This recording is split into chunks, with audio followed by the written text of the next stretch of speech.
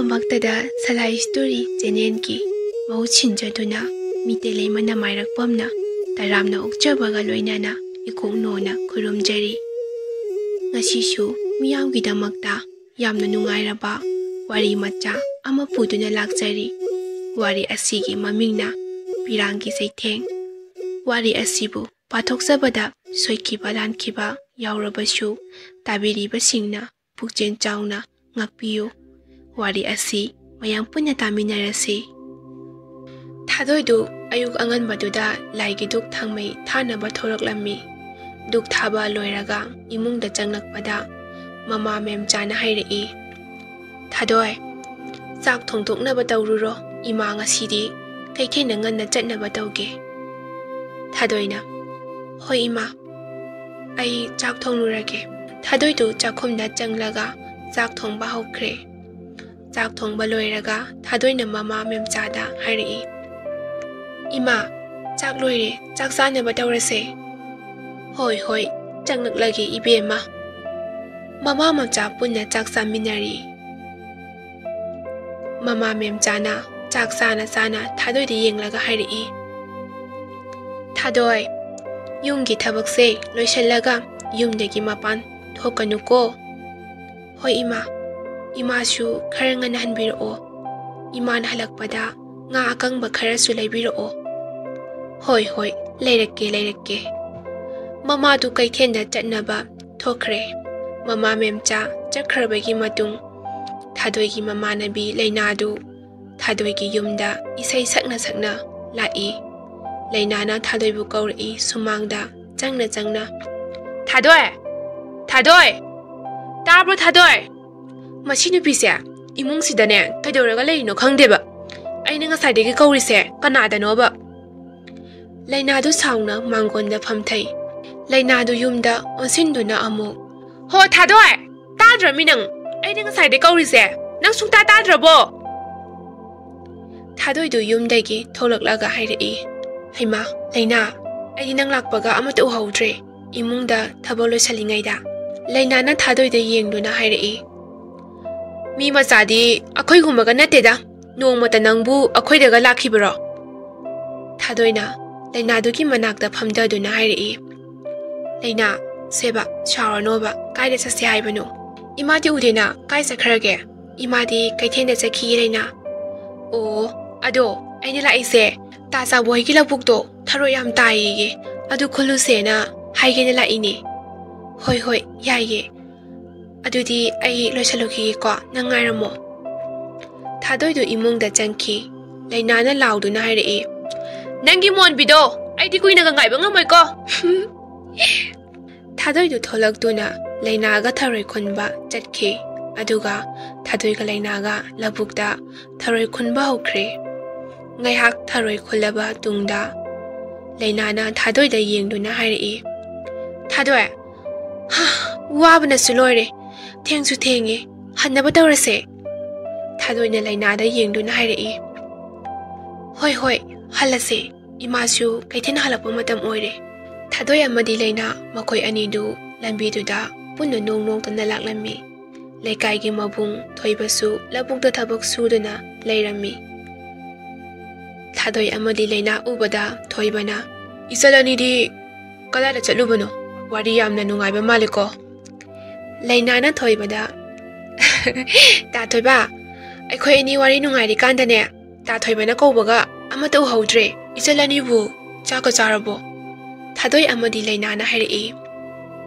chare ta thoiba thoibana makha darei isalani bu tharoi kyam khulage Thadoina tharoi yawba thomoktu utuna hairei yami to ta thoiba noina thonglaga ne nabungi thilakpasu kauni koichan asi haiduna punna nokminai Leinana ta thoiba adudi akhoi amu chalage ko hoi ijan tharoi do hauna thonglaga chauko tanjaduda lekaiduda mi yamna ngambi abem amadi leisna biya makoi ahumna Leinaga Thadoiga labuktagi karakpadu urami abemna lesnada onsinduna hairei yeune lesna Thadoiga Leinaga se thoibaga nongnoktana wariga sanarise kaigino khangde ꯑꯩꯗꯤ ꯊꯥꯗꯣꯏꯒꯤ ꯃꯁꯛꯁꯦ ꯍꯦꯛ ꯎꯕꯒꯅꯦ ꯐꯨꯅꯤꯡꯕ ꯐꯥꯎꯏ ꯑꯩꯈꯣꯏꯗꯒꯤ ꯃꯥꯅ ꯃꯁꯛ ꯐꯖꯕ ꯍꯦꯟꯈꯤꯕꯩꯔ ꯈꯪꯗꯦ ꯄꯤꯌꯥꯅ ꯃꯈꯥ ꯇꯥꯔꯛꯏ ꯌꯥꯔꯦ ꯅꯪꯁꯨ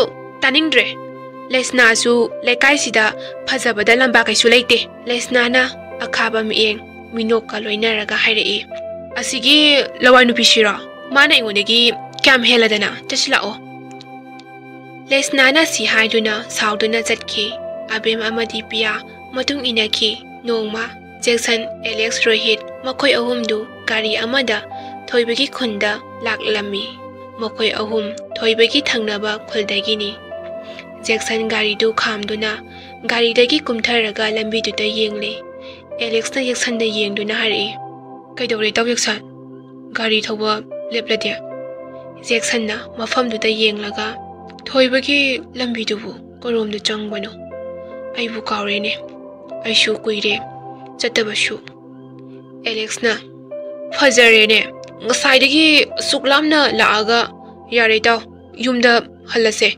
ꯆꯥꯛꯅꯒ ꯆꯥꯛ ꯂꯥꯝꯕꯅꯦ ꯔꯣꯍꯤꯠꯅ ꯃꯈꯥ ꯇꯥꯔꯛꯏ ꯏꯇꯥꯎ ꯑꯦꯂꯦꯛꯁ ꯂꯥꯛꯅꯤꯅ ꯂꯥꯛꯂꯗꯤ ꯏꯇꯥꯎ ꯊꯣꯏꯕ ꯎꯅꯔꯒ ꯍꯟꯁꯦ ꯃꯐꯝꯁꯤꯁꯨ ꯌꯥꯝꯅ ꯐꯖꯩ ꯑꯦꯂꯦꯛꯁꯅ ꯃꯐꯝꯗꯨ ꯀꯣꯏꯅ ꯌꯦꯡꯂꯛꯄꯗ ꯂꯩꯁꯅꯥ ꯍꯣꯏꯒꯤ ꯄꯥꯔꯇꯤꯗꯨ ꯂꯥꯛꯄ ꯎꯔꯝꯃꯤ ꯑꯦꯂꯦꯛꯁꯅ ꯏꯇꯥꯎ ꯖꯦꯛꯁꯟ ꯅꯨꯄꯤ ꯈꯔꯗꯤ ꯂꯥꯛꯑꯦ ꯃꯣꯏꯗ ꯍꯪꯂꯁꯦ ꯅꯨꯄꯤ ꯑꯍꯨꯝꯗꯨ ꯂꯥꯛꯄ ꯉꯥꯏꯔꯝꯃꯤ ꯃꯇꯝꯗꯨꯗ ꯑꯕꯦꯝ ꯑꯃꯗꯤ ꯄꯤꯌꯥꯅ ꯂꯩꯁꯅꯥꯗ ꯉꯥꯏꯈꯣꯕ ꯂꯩꯁꯅꯥ ꯍꯥꯏꯗꯨꯅ ꯇꯥꯟꯅꯔꯛꯂꯝꯃꯤ ꯅꯨꯄꯥ ꯃꯣꯏ ꯑꯍꯨꯝꯗꯨ ꯅꯨꯄꯤ ꯑꯍꯨꯝꯗꯨꯗ ꯑꯣꯟꯁꯤꯟꯗꯨꯅ ꯔꯣꯍꯤꯠꯅ ꯏꯆꯟ ꯋꯥ ꯑꯝꯇ ꯍꯥꯏꯒꯦ ꯑꯕꯦꯝꯅ ꯈꯨꯝꯃꯛꯏ ꯀꯩꯅꯣ ꯀꯩ ꯋꯥꯅ ꯍꯪꯉꯣ ꯏꯆꯜ ꯑꯍꯨꯝꯁꯦ ꯁꯥꯎꯕꯁꯨ ꯌꯥꯝꯅ ꯃꯥꯜꯂꯦ ꯁ꯭ꯋꯥꯏꯗꯒꯤ ꯑꯣꯏꯕꯤꯗꯣꯏꯔꯥ ꯄꯤꯌꯥꯅ ꯈꯨꯝꯃꯛꯏ ꯃꯥꯅꯦ ꯁ꯭ꯋꯥꯏꯗꯩꯅꯦ ꯀꯩꯅꯣ ꯀꯣꯛ ꯍꯥꯏꯔꯣ ꯁ꯭ꯋꯥꯏꯗꯒꯤ ꯑꯣꯏꯔꯒꯗꯤ ꯊꯣꯏꯕꯣꯏꯒꯤ ꯌꯨꯝꯁꯦ ꯀꯔꯣꯝꯗꯅꯣ ꯑꯃꯨꯛꯇ ꯍꯥꯏꯕꯤꯔꯝꯃꯣ ꯅꯨꯄꯤ ꯃꯈꯣꯏ ꯑꯍꯨꯝꯗꯨ ꯌꯦꯡꯅꯩ ꯑꯗꯨꯒ ꯄꯤꯌꯥꯅ ꯈꯨꯝꯂꯛꯏ ꯃꯣꯏꯅ ꯍꯪꯂꯤꯕ ꯊꯣꯏꯕ ꯍꯥꯏꯁꯦ ꯃꯅꯤꯡ ꯂꯩꯀꯥꯏꯒꯤ ꯑꯄꯪꯕ ꯅꯨꯄꯥꯗꯨ ꯅꯠꯇ꯭ꯔꯣ ꯂꯩꯁꯅꯥꯅ ꯑꯣꯟꯊꯣꯔꯛꯄꯗ ꯖꯦꯛꯁꯟꯒꯤ ꯃꯥꯏꯊꯣꯡꯗꯨ ꯎꯔꯝꯃꯤ ꯑꯃꯗꯤ ꯖꯦꯛꯁꯟꯗ ꯉꯥꯏꯍꯥꯛ ꯉꯥꯎꯔꯒ ꯂꯩꯔꯝꯃꯤ ꯑꯕꯦꯝ ꯑꯃꯗꯤ ꯄꯤꯌꯥꯅ ꯂꯩꯁꯅꯥꯗ ꯈꯪꯀꯧ ꯀꯧꯔꯛꯏ ꯂꯩꯁꯅꯥꯗꯨ ꯋꯥꯈꯟ ꯇꯥꯔꯛꯏ ꯑꯗꯨꯒ ꯅꯣꯐꯦꯠ ꯇꯧꯔꯒ ꯖꯦꯛꯁꯟꯗ ꯌꯦꯡꯗꯨꯅ ꯈꯪꯉꯦ ꯑꯗꯨꯗꯤ ꯑꯩꯈꯣꯏ ꯂꯩꯀꯥꯏꯒꯤ ꯏꯕꯨꯡꯁꯤꯡꯅꯦ ꯑꯗꯣ ꯏꯕꯨꯡ ꯑꯍꯨꯝꯕꯨ ꯀꯥꯏꯗꯒꯤ ꯑꯣꯏꯕꯤꯗꯣꯏꯅꯣ ꯖꯦꯛꯁꯟꯅ ꯈꯨꯝꯃꯛꯏ ꯑꯩꯈꯣꯏꯗꯤ ꯏꯝꯐꯥꯜꯗꯒꯤꯅꯦ ꯊꯣꯏꯕꯒ ꯀꯣꯂꯦꯖꯇ ꯄꯨꯟ ꯇꯧꯃꯤꯟꯅꯕꯅꯦ ꯄꯤꯌꯥ ꯑꯃꯗꯤ ꯑꯕꯦꯝꯗꯨ ꯂꯩꯁꯅꯥꯗ ꯉꯛꯅ ꯌꯦꯡꯂꯝꯃꯤ ꯂꯩꯁꯅꯥꯅ ꯊꯣꯏꯕꯒꯤ ꯂꯝꯕꯤꯗꯨ ꯇꯥꯛꯅꯕ ꯑꯣꯟꯊꯣꯔꯛꯄꯗ ꯊꯣꯏꯕ ꯂꯥꯞꯅ ꯂꯥꯛꯄ ꯎꯏ ꯂꯩꯁꯅꯥꯅ ꯇꯥ ꯊꯣꯏꯕꯗꯤ ꯑꯥꯗ ꯂꯥꯛꯑꯦ ꯔꯣꯍꯤꯠꯅ ꯃꯈꯥ ꯇꯥꯔꯛꯏ ꯌꯥꯝꯅ ꯅꯨꯡꯉꯥꯏꯖꯔꯦ ꯏꯆꯟ ꯑꯗꯨꯗꯤ ꯑꯩꯈꯣꯏ ꯑꯃꯨꯛ ꯆꯠꯂꯨꯈꯤꯒꯦ ꯑꯕꯦꯝ ꯑꯃꯗꯤ ꯂꯩꯁꯅꯥ ꯃꯈꯣꯏ ꯑꯍꯨꯝꯗꯨ ꯂꯝꯕꯤꯗ ꯂꯥꯛꯅ ꯂꯥꯛꯅ ꯄꯤꯌꯥꯅ ꯋꯥꯔꯤ ꯁꯥꯕ ꯍꯧꯔꯛꯏ ꯀꯩꯅꯣ ꯑꯕꯦꯝ ꯍꯧꯖꯤꯛꯀꯤ ꯈꯨꯐꯖꯗꯨꯕꯣ ꯑꯕꯦꯝꯅ ꯑꯃꯨꯛ ꯈꯨꯝꯃꯛꯏ ꯉꯥꯏꯈꯣꯁꯦ ꯑꯃꯨꯛꯇ ꯂꯩꯁꯅꯥ ꯅꯪ ꯍꯧꯖꯤꯛ ꯇꯧꯔꯤꯗꯨꯕꯨ ꯃꯪꯂꯣ ꯇꯥꯏꯕꯪꯂꯣ ꯅꯁꯥꯅꯕꯨ ꯈꯪꯖꯕ꯭ꯔꯣ ꯂꯩꯁꯅꯥꯗꯨ ꯅꯣꯐꯦꯠ ꯇꯧꯔꯒ ꯈꯨꯝꯂꯛꯏ ꯃꯁꯛꯇꯣ ꯅꯨꯡꯁꯤꯕ ꯑꯃ ꯐꯥꯎꯋꯦ ꯑꯩꯁꯨ ꯈꯪꯍꯧꯗ꯭ꯔꯦ ꯑꯗꯨ ꯄꯤꯌꯥ ꯑꯩ ꯃꯥ ꯎꯕꯗ ꯄꯨꯡꯉꯥꯎ ꯉꯥꯎꯔꯦ ꯃꯥ ꯀꯣꯏꯗ ꯌꯥꯗ꯭ꯔꯦ ꯑꯕꯦꯝꯅ ꯑꯗꯨꯗꯤꯅꯦ ꯇꯥꯊꯣꯏꯕꯒꯅꯦ ꯈꯔ ꯄꯨꯟ ꯇꯥꯕ ꯄꯤꯌꯥꯅ ꯈꯨꯝꯂꯛꯏ ꯅꯣꯏꯕꯨ ꯇꯥꯊꯣꯏꯕꯁꯦ ꯑꯄꯪꯕꯅꯤ ꯍꯥꯏꯗꯥꯏꯅꯦ ꯑꯗꯨꯒ ꯑꯃꯨꯛ ꯄꯨꯟꯗꯣꯏꯅꯦꯕ ꯑꯩꯈꯣꯏꯕꯨ ꯅꯣꯏꯕꯨ ꯇꯥꯊꯣꯏꯕꯁꯦ ꯑꯄꯪꯕꯅꯦꯅ ꯍꯥꯏꯗꯥꯏꯅꯦ ꯑꯗꯨꯒ ꯑꯃꯨꯛ ꯄꯨꯟꯗꯣꯔꯤꯕ ꯑꯩꯈꯣꯏꯕꯨ ꯂꯩꯁꯅꯥꯗꯨ ꯄꯤꯌꯥꯗ ꯁꯥꯎꯅ ꯌꯦꯡꯂꯛꯏ ꯄꯤꯌꯥꯅ ꯅꯣꯛꯁꯤꯟꯅꯗꯨꯅ ꯐꯥꯒꯤ ꯇꯧꯕꯅꯤ ꯇꯥꯊꯣꯏꯕꯒꯅꯦ ꯄꯨꯜꯂꯁꯦ ꯑꯗꯨꯗꯤ ꯄꯤꯌꯥꯅ ꯁꯨꯝꯅ ꯍꯥꯏꯔꯛꯏ ꯑꯗꯨꯒ ꯃꯈꯣꯏ ꯑꯍꯨꯝ ꯑꯗꯨ ꯆꯠꯈꯤꯔꯝꯃꯤ ꯁꯣꯝꯗꯁꯨ ꯃꯈꯣꯏ ꯑꯍꯨꯝꯗꯨ ꯊꯣꯏꯕꯒ ꯊꯦꯡꯅꯔꯦ ꯑꯁ ꯏꯇꯥꯎ ꯊꯣꯏꯕ ꯅꯣꯏꯒꯤ ꯌꯨꯝ ꯊꯤꯕꯗ ꯑꯩꯈꯣꯏꯗꯤ ꯀꯌꯥꯗ ꯋꯥꯈ꯭ꯔꯦ ꯖꯦꯛꯁꯟꯅ ꯃꯈꯥ ꯇꯥꯔꯛꯏ ꯏꯁ ꯇꯤꯟꯅꯕꯒꯩꯒ ꯇꯤꯟꯅꯔꯦ ꯑꯗꯨꯒ ꯅꯣꯏꯅ ꯑꯣꯏꯅ ꯅꯩꯁꯜꯂꯛꯑꯦꯅꯦ ꯃꯈꯣꯏ ꯃꯔꯤꯗꯨ ꯄꯨꯟꯅ ꯅꯣꯛꯃꯤꯟꯅꯩ ꯖꯦꯛꯁꯟꯅ ꯃꯈꯥ ꯇꯥꯔꯝꯃꯤ ꯀꯔꯤꯅꯣ ꯏꯇꯥꯎ ꯅꯪꯒꯤ ꯐꯣꯟꯗꯣ ꯑꯣꯐ ꯑꯗꯨꯝ ꯂꯩꯗꯨꯕꯣ ꯑꯩꯗꯤ ꯅꯪꯁꯦ ꯊꯕꯛ ꯑꯃꯒꯤ ꯋꯥꯔꯤ ꯁꯥꯒꯦ ꯇꯧꯔꯒ ꯊꯣꯏꯕꯅ ꯃꯈꯥ ꯇꯥꯔꯛꯏ ꯏꯇꯥꯎ ꯅꯣꯏꯅ ꯍꯦꯟꯅ ꯈꯪꯂꯤꯗꯨꯅꯤꯗ ꯑꯩꯈꯣꯏꯗꯤ ꯈꯨꯡꯒꯪꯅꯤꯅ ꯃꯩꯁꯨ ꯆꯥꯡ ꯅꯥꯏꯅ ꯂꯥꯛꯇꯦ ꯐꯣꯟꯁꯨ ꯑꯗꯨꯝ ꯑꯣꯐ ꯇꯥꯔꯦ ꯑꯗꯨꯅ ꯑꯗꯨꯝ ꯄꯥꯏꯗ꯭ꯔꯕ ꯃꯇꯝꯗꯨꯗ ꯊꯥꯗꯣꯏ ꯑꯃꯗꯤ ꯂꯩꯅꯥꯅ ꯅꯣꯛꯄꯒꯤ ꯈꯣꯟꯖꯦꯜꯗꯨ Jacksonna taraklammi. Jacksonna ngak cheplap tawduna makut thangkatlaga thadoi amadi Leina lakpa maikaida yenglammi. Aduga Rohit amadi Alex na Jacksonna yengliba maikaidu yenglammi. Thoibudusu matamduda onthorei. Thoibana Jacksonna kaidoreda. Jacksonna thadoi Leina ga lakpa maikaiduda mitna yenglammi. Thoibana amung hairi asidi kholekai gi chansingne o itaw hoigi lekai gi chansing ore asi hairaga Jacksondu ngaknomi thadoi amadi Leina du nupa singi manakta yoksilai. Thoibana thadoi da onsinduna thadoi noidi kaida chatoino. Ta thoiba dukan phangda chaluge na tawbani. Tanjadu da Jacksondu na sompingna thadoi haina no phetawduna yengjari. Leina na khomai. Ta thoiba adudi akhoi chalukige. Thoibana itaw mayamsu lambisida nungaitre. Tadaw yumda changlusilao. Numidang amagi matamni. Thoibadu makuta ising kuzai ama paiduna mapanda chak thokpagi machin tengthokli. Haure larabagi mathense. Sumaina sumsaradi kuinaga pusiroi. Thoibagi phone ringdu laklammi. Kanano mu phone mu tawreisina. Phone du da yengli aduga pisum anidu suglap tawi. Itawni ne shinam kai harak tuiba. Call pai khali. Jacksonna. Hello itaw. Itaw tabro. Itaw thoiba. How? Tare itaw. Chak sarabo itaw. Sare itaw. Itaw ai wama haige tawbani. Ngasai noi lekai gi thadoi do amuta haina biudana. Thoibana makha tarei. Itaw thadoi nataba ama hayu. Madi yam chamjana hingjaba ichanne. Yare itaw sukuina loinaraga itawna aibu thajabiramdre. Fare ai soikre. Matungda yamu han hayaroi. Itaw nang aibu lan urabo. Itawna su thamoi sengna hairaga karigi aina itawgi mateng pangloi doribano. Matamdu da Jacksondu harawa mino kaloinana. Ha asengro itaw thoiba. Itaw ayam nungare ngasidi. Ai heng lakani ko. Asi hariga Jacksondu phone kakre. Ayuk anganbada thoibadu thadoi hoida laklammi. Mamadu thoibaga lambida thengnarammi. Thoibana ima thadoi bu lehobro.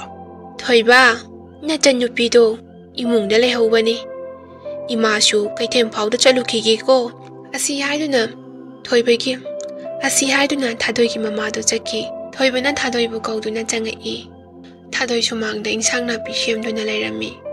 Ta thoiba chango phamula o. Thoibadu phamtai. Thadoi ai wa ma haige na dawbani. Ai naigadaba wase nangi tungi ai phanabani. Ngarang laklamba itawdo imfandagini. Maga igase kuina pulai. Kolesu tawminari. Ado mana nangse khangnaningi hai. Ado ijanbu kari khaliba aidi yare hai khrabani ko. Thadoi na makha tarei. Ta thoiba thadoi du wa makha tage tawbaga. Laikai gi mabung abung chensinduna. Thadoi noi imado sorok machinda gari na thanglamni. Thadoi do koksawi kai. Thadoi na ha dabung imabo asi haiduna thoiba amadi thadoi du punna senki. Matamduda mamadu miyamno onsinduna lairammi. Thadoina chensinduna mamabu konkatuna kapchari. Ima se hawgalo kaino iman torammi sibo. Ima hawgalo se ima nasabu kana nasinaramge. Ima yauduna nasakaramne hingautorige ima se hawgalo ima nasabu thadokuna chatpa yaroi. Se hawgalo ima. Matangduda khanghaudana Jacksondu laklammi. Tawriba kapnariba mayamdu Jacksondu lapna yenglammi. Aduga thoibagi manakta changduna thoibagi lengjumda kanna paisalli. Nongan baga lekai mi mayam asiba hangba laknarammi. Leina amadi thadoidu mamabu kauduna kaplammi.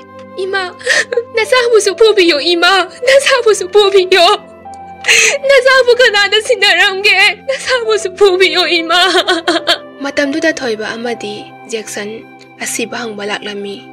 Thoibana thadoi sum kaplaga layadi nasado soklani se kaplanu.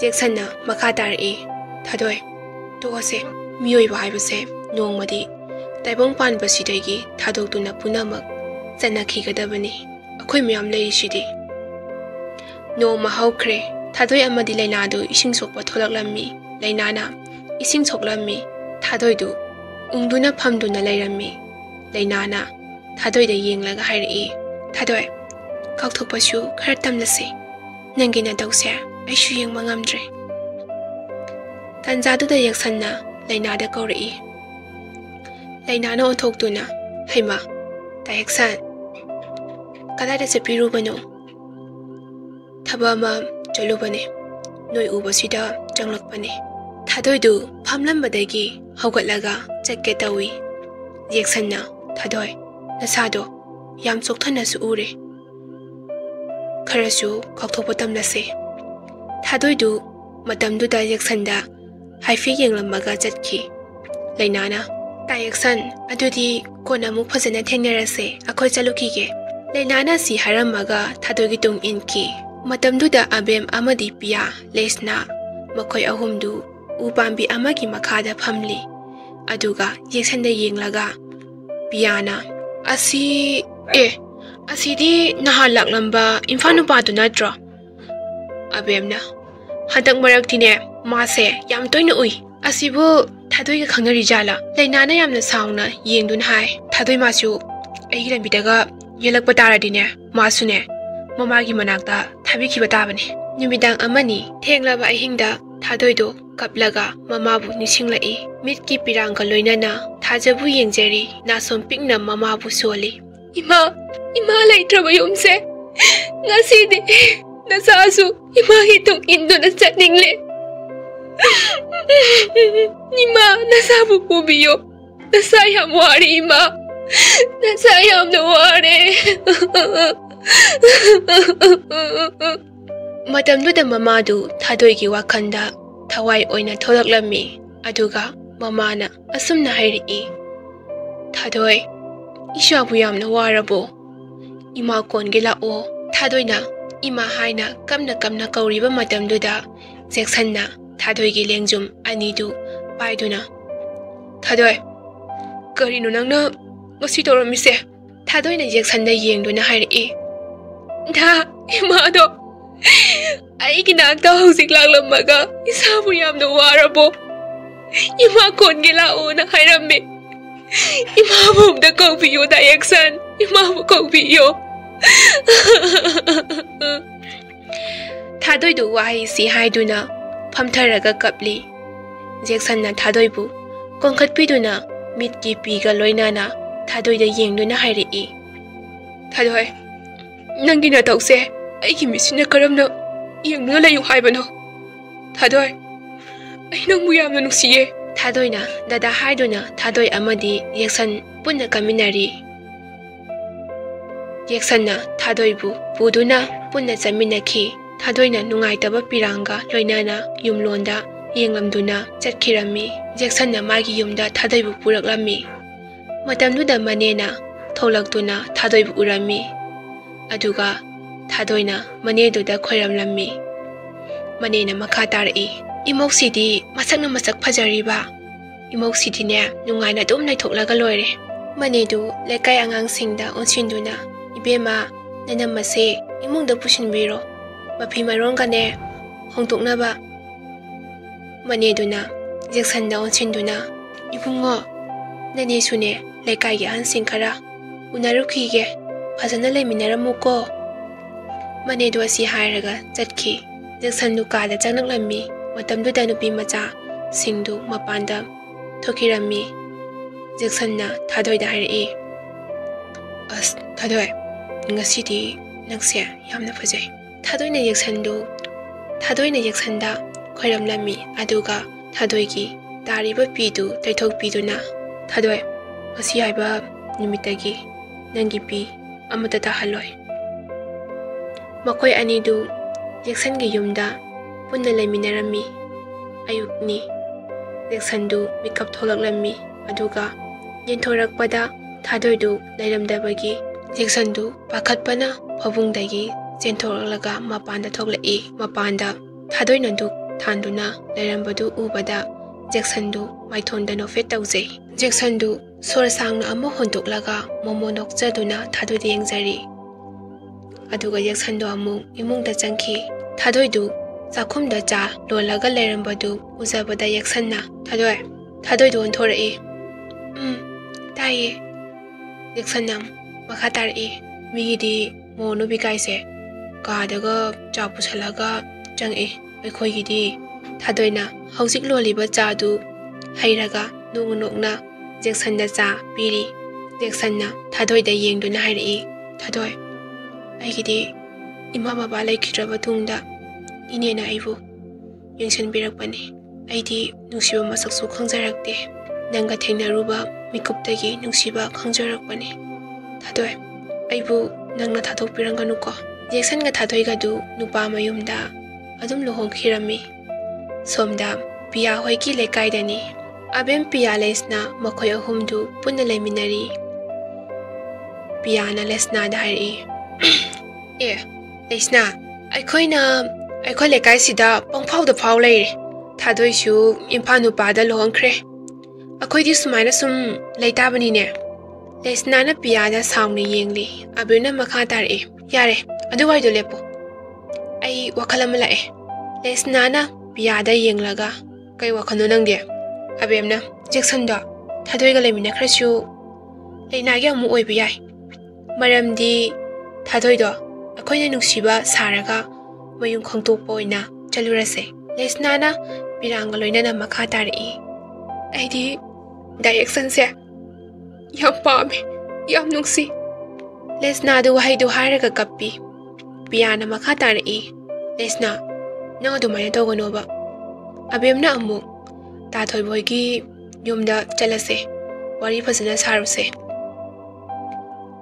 अबेमना सी हारगा लेसनाबु थेमली मखोय अहुम चटख्रे लेना अमदी थोइबा अनिदु वारी सानरी लेनाना ताथोइबा अखोइसु थादो होइदा नोमता चलुसे थादोइनागा मौ ओइबदो आयाम उनिगे होय चसे आइसु चनिगे अदो लेना मीगिदी पंथुंग यौग्रे अखोय अनिना कमाई थौसे हाइनो थोइबगी फागिदुदा मखोय अनि नोकमिनै अदुगा लेनाना नोकदुना येंथोकलुबदा अबेम पिया लेसना मखोय अहुमदु उरमी लेसनाना थोइबदा येंगलगा असि अहुमसिनाने कय अमु हाइगेना लाइनो खंगदे मसकसिंगदे सुयेंग येंनिंगदे मतमदुदा अबेम अमदि पियाना थोइबदा ताथोइबा हाइना करकलामी थोइबना खुम्मी लेसना नोय अहुमदी कायदा चलुइबा लाओ चंगो फमु लाओ पियाना थोइबदा ताथोइबा थादोइदु लोहोंख्रे हाय अदो अखोइना सोइखिबा यावरबसु ngapiyo अखोइ लानख्रे थादोइ होइदा नोंमता चमिनरुसे हाइगे लाकपने थोइबना मखा तारई अखोइ लेकाय अमतदा पुना होमिनरकपने कइगी संगदोइनो लेसनाना मखा तारई ताथोइबा यारदी थादो होइदा नोंमता चमिनरुसे होय लेनागसु हाइनरमिने अदुदी अखोइ पुलप चलुरसे होय ताथोइबा याम नुंगाइरे अदुदी अखोइ अमु चलुखिगे लेनाना थोइबदा ताथोइबा आइदिने मोइना हाइसे पुना चमिनबा पामदेको नोमदा मोइना थादोइबु निंथि नुंगाइना तौबिखिदे से करिसु खलुरानो मोइसु नुंगाइतबगी तौजरिने सोमदा थोंगालोमदा मोइ अहुमदु वारी साना साना थोलई पियाना अबेम येंगुने लेसनागी हौजिकी एटिंगदो यामांद्रो पियागी वाहाइदु मोइ अहुम पुन्ना नोई नुमिदांग वारम अमनी एलेक्स अमदी रोहितु युथकली अदुगा एलेक्सना इदा ngasiди wakalse nungare itawgi daksidi fazana ngare rohina makha tare adubudi nadawnu porakpani gedorage itawgi sundu nupi thigi bidagi mapan gase amata tholakidre akhoi gase amata punindra male ma su haujikti akhoi ga puning lamare khange ita aidi थादोइसे सुम पामसिले सुम येंगलगा नुक्सिबा मसु फावरेइने करिनो इता हिदा खफबसिदा इताव येक्सनगी नुपि थादोइदो इतावगी थादो ओइना उरइरो Thadoidini itaw. Itaw yaksangi oikrabane. Itaw yaksangi oikrasu. Nomatangdi ai yoiba yai kaino itaw. Adudi itaw. Itaw yaksan hoida khara toina chatlagane. Thadoidu yenglubi yaine. Noma Jackson na thadoida. Thadoi. Sak loirabo. Ngasidi ai thaba amta chatke. Khara tuna loselo. Matamduda thoibana mapandagi Jackson da kauri. Itaw. Itaw Jackson. Tabro itaw. Jackson na thadoida. Thadoi. Kanano mapanda mi ko ba male. Ay amuta tholukhige. Sakto loselamo ko. Thadoidu mapanda thoklakpada. Thoiba hoi makhoi mayam laklambadu ubada. Jackson na yam harauna. Itaw thoiba lao kakhalu. Isal singju loin yawro idana. Makhoidu mathakta kakhatuna phaminai. Jackson na tabro thadoi. Kana no mayam la e. Amda tholo. Jackson du wai si haraga Leina da onsingduna. Leina noi lakpase aidi yam thajarudre. Ado isalahum se ukigum ti tawre. Lesnana. Hoi ibung nong malambida khangawdana thengnakibaduni. Oh, khangi. Thadoidu tholai. Thadoina yam harauna. Ta thoiba. Leina yam thajadiye. Aya, lesna nisu yawreiba. Thadoidu thoibada khoiramjai. Thoibana. Yare, ijansidi nungayai phana paluko. Mayam adudi ai sa amuta samjarukige mayam su phambiramo.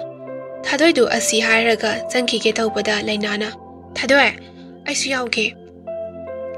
Leinana si haiduna thadoiga Leinaga punna imungda jangki somda Jacksonna thoibada. Ita kamai tawrige. Ima baba hoidi anaye yawdeko. Yawde ita. Abemna. Tayaksal gi phone do amda pibiuba. Ai gi phone se balance aramdraba male. Yumda kolam ta tawge. Hoi sese. Sidagine tawro. Matamduda Alex amadi Rohitu satlangna phawjilai. Alex ka Rohit kana. Mayam amukta changjarake wari shunungari. Jacksonna ita chango. Jacksonna si haraga punna phaminai Alex na. Isal singse nahan nongma thengnakibadu natro. Piana hoi ibung Alex na. Saksu khangnare nong phadoksu senhoiromda koirake. Phone number amuta piro. Leina ka thadoi gadu cha puthorak e. Leinana mayam cha lejere. Thadoina ipung ani su yawrami. Mayam adum phabiramuko. Leina ibani cha lawtholuse. Ibung ani su yawbirami. Mayam adum phambiramuko. Leina ibani cha lawtholuse lao. Adudi mayam phambiramuko. Ai sa amuta chemjarukige. Thadoi de Alex na munna yengjari kalakpa mi engaloinana. Moi mayam wari sari nungthelni. Lesna pia abe moi mayam du wari sari. Lesna na hairi. Asidi Jacksonna yam phajarame. As edingare. Abemna. Adu fau phajana ka yenglei ko. Adu Alex na thadoida cha do yengli dudi noidi uramoine. Piana. Nangna du amu kadai da uramiba. Atai ga laise. Ngasai nangna phone number lawbo khulawdudi ya he. Matamduda abemgi folder call lai. Abemna. Kanano mo wari nungari kansida. Number su save laite ne. Ngasai gi do oijalo. Abem du phone paikhatli. Hello? Kana? Alex na. Ngasai number lawdune. Abem du call du mut thamlaga moi anida. Ngasai gi duni. Abem na call du mul on tawraga. Adu ta Alex ngasai thadoi da cha do yengli do. Kari khalino. Alex na. Noisu Jackson da yengli dudi. Piana. Adu di manare ne. Ado wam hayena call tawrakpane. Alex ka benga wari sari. Abemna loudspeaker thari. Aduga abemna pia amadi Lesna da wari do tahalli. Nongma Jackson Rohit Alex pulli. Rohit na. Ita nupi haibase thajabaga ngamdreda. Ita oidi nupi ga amta thieroi. Alex na. Nupi su phangsu phangloidaba nangba. Hoi ai budi phangjarroige. Adu ita Alex. Ita Jackson da Lesna hoina harakpo wado haikhordana. Jackson na. Kariwano harisiwita. Alexna, ha, itaw, nang saudi saunuko. Thadoidu, thoibaga mari leneramba male. Akoinadi, thoibabu chamna, kalrisiga, wari pumba, lesnana, loina haire, Rohitna. Itaw, sinise, thadoido. Rohitna yaksanda, kari wano, haikigum tawi, yaksandu, fatlauna, hogalaga, tuna chauna chatki.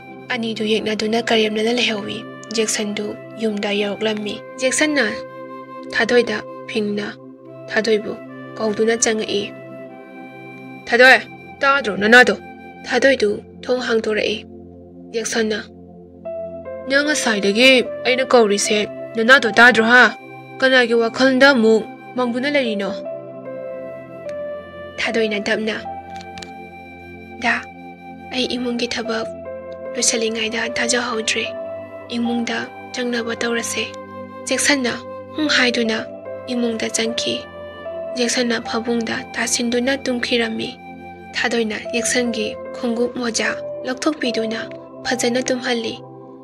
Thadoidu phamangduda tumina kapjari. Da, aina kari soikibaino.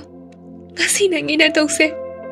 Ima, nasai ma tawse yengba ngamlibaro. Ayu anganbani Jacksanda lesnana call tawroklammi. Jacksanda. Hello, kana? Lesnana Jacksanda.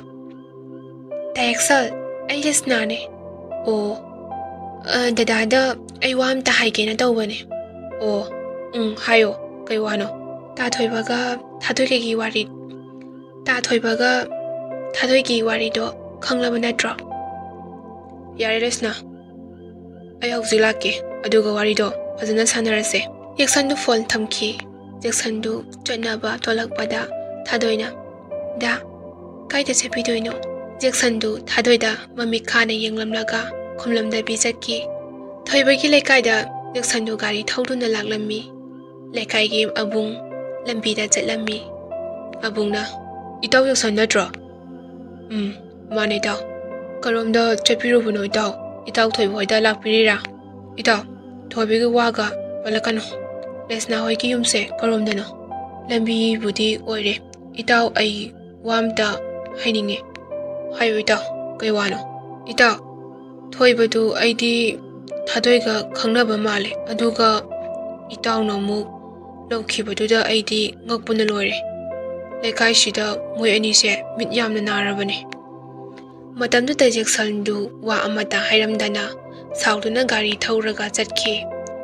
Abungsu yengduna lehori.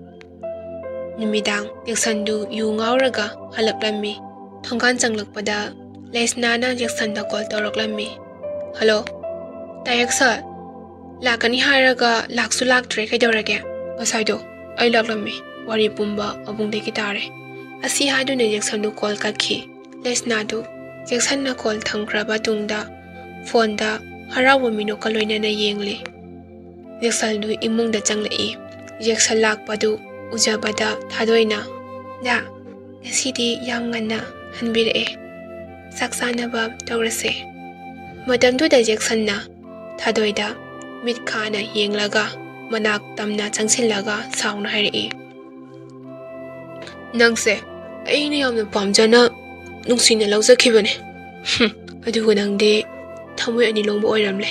Karino da, asi famda haibiriba mayamse. Ay wakal amata tadare. Farese. Saksanaba tawrase. Ay sak lawthoklukige. Thadoidu chakpuduna kada changlalaga hairi. Da, saksanaba tawrase. Jaksanna makuttagi chaktu lawraga nang chakse haiduna chaktu namsili. Aduga thadoida Jaksanna mamikhana yenglamduna hairi. Sakse yamna pijaningbana natro? Sakse saw. Asi haiduna makhada langthoi. Thadoina ima haiduna kauduna chaktu khundana saduna kapli.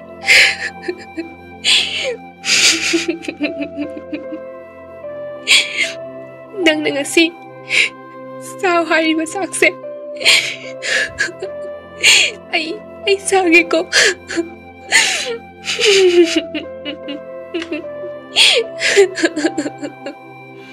Thadoidu chak pukna hukna thamoi pena kapjeri. Nongmani ayuktu Jacksondu mapanda phone wari saraga nong-nongtana. Thadoina da sa sida lere. Jacksonna sauna haugatuna zadu Thadoidagi lauraga haidokhi. Jacksonna Thadoibu hanna yenglamdana. Jacksondu phone da wari saduna jatki. Thadoi ningamdana yengjahori nungthilgi matamni. Alex amadi Rohit Jacksongi yumda laklammi. Alex amadi Rohit na Ida tabro ida Jackson tabro. Tanzadu da Thadoidu tholakduna. Ta Alex dadadi thabak sakhiye. Changbiro ta Rohit changbiro kakhatpiro makhoi anidu changlakduna phamhalammi. Thadoina ta Alex phambiramuko nachan chamta semjirukige. Rohitna hoi Thadoi. Thadoidu imungda changkhibaga. Thadoidu imungda changkhari. Matamduda Alex na mi leibrana yengduna imungda changge tawbada. Rohitna kainida kaida changge toino. Asi haiduna Alex ki kutto phai. Alex na Rohita mamik khana yenglai. Rohitna makutu phatlangna thadoi. Thadoidu cha haiba loiduna onthorakpada Alex du leptuna leirami. Thadoidu pakhatuna chadu thatharammi. Thadoi Alex ta kina yengjari. Alex na Thadoi ki khut paraga hari. Thadoi nangse suyamna fajari se kaigino. Nangi fajabada aidi bunga ngare. Asi haiduna Thadoi ki khutta Alex na paisalai. Thadoi na sauna. Kayo nang tawrise ha. Asi haraga sauna kupanga thajali. Alex na sauna yenglaga. Karishu leitaba nupi nangna aigi maida tharakpa. Alex na Thadoidu jingduna puge tawi. Matamduda Thadoina Alex du inthurami. Alex duduna laihawi. Thadoidu magi kada chenselami. Phabungda leiriba magi foldu paikhatuna pakhatna Jacksonda call tawjai. Adubu Jacksaldu Thadoigi call di paikhalakte. Thadoishu hanjin kyara call du Jacksonda tawjai. Asomdana Lesnaga Jacksonga unaduna lairami. Thadoigi call lai. Jacksonna phone du yenglaga call du kakthatli. Lesnana kananoda asi haiduna Lesnana phone du paisanki. Wari ngak saba chizane phone sinane yam yele. Jacksonna Lesna chanaba tawrase. Kaino da Jackson lakpa sungari chalasi haisiba. Asi haiduna chatnaba lepkhal lakpada Jacksondu khanghaudana yetki pambam chongi. Masada karigumba ama phawgum tawi. Jackson amadi Lesnadu chakhirami. Tanzadu da somda Alex du kada changlaktuna Thadoida phage tawrami. Thadoina kana laibage ai homda kanbiyo. Tha Alex nang ngasi tawrise karino ha. Ai munupini haiduna usitriba natra. Asi hayuna laurami. Matamduda Alex na Thadoibu machin misilami. Aduda Thadoina Alex ki makutu lokthoklammi. Alex na yamna saungna nakanda leriba monduna namsinduna hatoklammi. Matamduda Rohit se silangtuna ita karino nanga tawrise. Mihiga loina khangnaraktana ai chelawna farani sidi. Alex tu pakatuna Thadoida yenglamaga mangonda kolei leiraga ka manungda yenglamaga senkhirami. Jacksondu yumgi thongan yorakpada kolaklammi. Jacksonna halo kana abungna ita aine abungne ita aibudi waraunuko kedorage ita abungna wari se sumdobone ita. Abungna Jacksonda asengba wari du haidoklammi. Jackson makhutta pariba mobile phone du thadakhiba khanghaude. Mitki piranga loinana Jacksaldu imungda changlai. Thadoidu phamungda ningaidana tumduna leibagum Jacksonna urami. Jacksonna ainaga thawai wana laklaga madi nungainaga tumlaga lerame. Jacksonna Thadoi haina kaurami. Aduga Thadoigi makhutu paibada padak tarami. Jacksonna Thadoida Thadoi nang dadabu thadokuna chatlabo. Se dada haina amutang kauromo. Dada yamnu ware. Se hawgalo इफमदा नंगने पिरमलिबसे पिरांगलक्ता चैथेंगे थादोय से हगोलो ददा याम वारे हगोलो थादोय ngayhakki mamangda abungna call tawrakhibadu थादोय लांदे अमदी थादोयबु एलेक्सना हातोक्तुना थमलंबनी हाइबगी पाव तमलक्पा ओइगदौरिबनी।